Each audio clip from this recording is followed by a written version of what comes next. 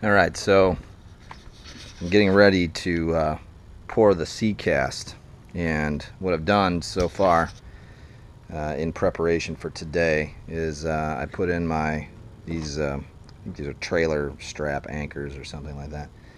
They're useful. I've used them in the past, so I'm going to put them back. I did wrap them in tin foil and then put them through so that they'll stay. That tinfoil acts as a mold release. I know some people have asked me about it, and I've used it in the past and it works.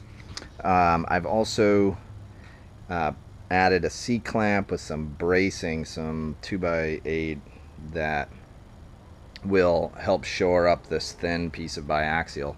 So when I pour it, I can guarantee that this will not warp. And you know, it's probably an overkill, but I also kind of like the idea that I can turn this knob and I can adjust the width of this, the top of this transom, because it is an old boat and it is kind of janky and warped. I really don't have any other option other than what I'm doing right now to save the curvature of the back of this boat. I mean, other than, you know, tearing it all apart and rebuilding it with plywood and bend plywood. Part of the character of this boat is this curved transom, and I'm doing my best to save it. So I also have duct taped any holes, put acetone, cleaned everything, duct taped all the holes. I vacuumed all the junk out down in there. I made myself a little lightsaber vacuum thing out of a piece of copper pipe and some duct tape so I could get way down in there and knock anything free.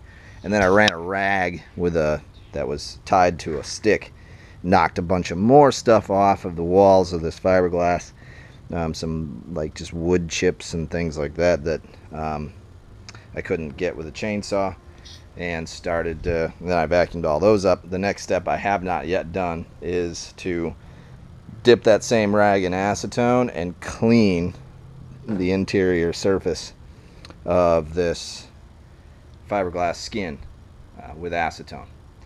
Once that's done, then I can mix up the SeaCast, pour it, and hope for the best.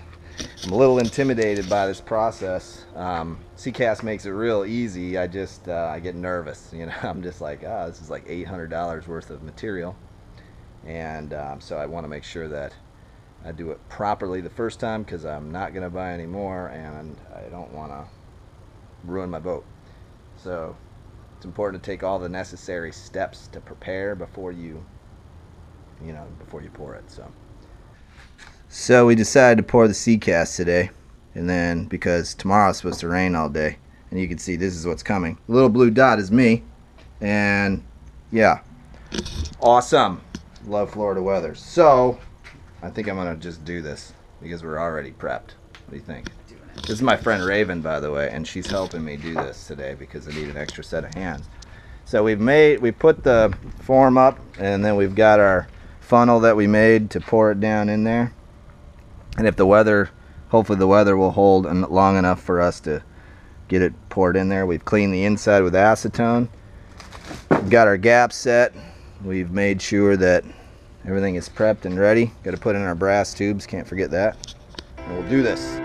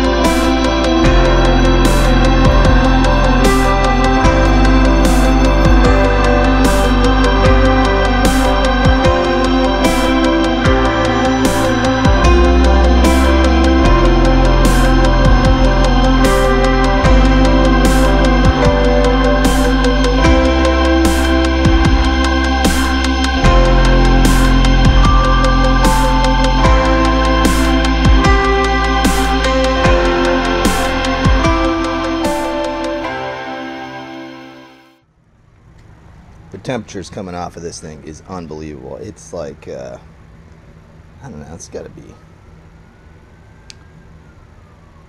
feels like about 105, 106 degrees maybe. You can feel it like radiating off of there.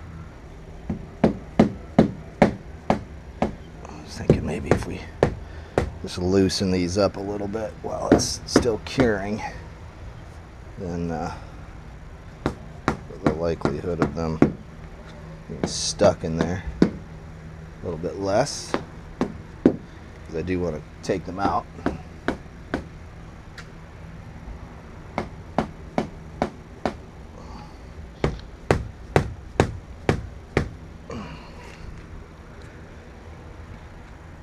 I am impressed with this product. I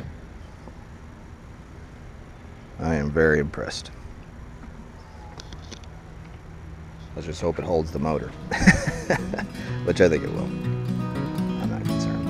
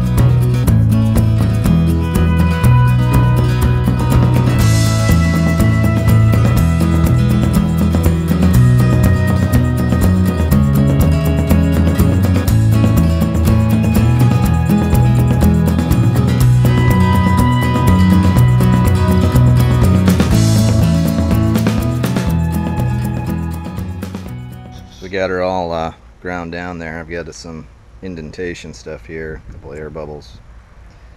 That's nothing that'll bother it structurally. Overall, I'm impressed. I think it went in really well. This thing is unbelievably solid now. I mean, you can't, it's not moving. Solid. I'm impressed. I cleaned everything up. One of the steps I'd probably skip because of my particular application, I would not have put that fiberglass cap on there. I ended up grinding it off anyway because I saw the air bubbles underneath and realized like I wanted to fill those in with something. But in the case that you would need, if you were doing this on a boat that was finished, you know, obviously put the cap on there. But I can put it on after the fact and be completely fine. So the other thing I did was I didn't have any SeaCast, but I made my own just to do an experiment. I did some polyester resin mixed with some Cabasil, and then put the cream hardener in it and the fibers that were left over from my SeaCast install. I don't know, it hasn't hardened yet. It's only been a few minutes, so we're gonna give that a shot, and if that hardens, then we're going to go ahead and use that to fill in these little gaps up here, and then some of this stuff up here. This really wasn't even necessary to fill all the way up here. I really only bought enough to do this up to here, but I thought, well, if I wanted to bolt something to this, or, you know, I don't know, just thought it would be nice to have that additional strength all the way up. So I went ahead and did it, but it kind of sunk down in, and, you know, we didn't have exactly enough that we needed. So no big deal, though. I mean, I'm super impressed, like I said. So all right, we shall continue now that I've spent 2 months working on this transom. That's my own damn fault, though, you know, because it's been too hot to work out here. Even today, it's Halloween and October 31st, and it is 90 degrees out here. When is it gonna get cooler? Who knows? So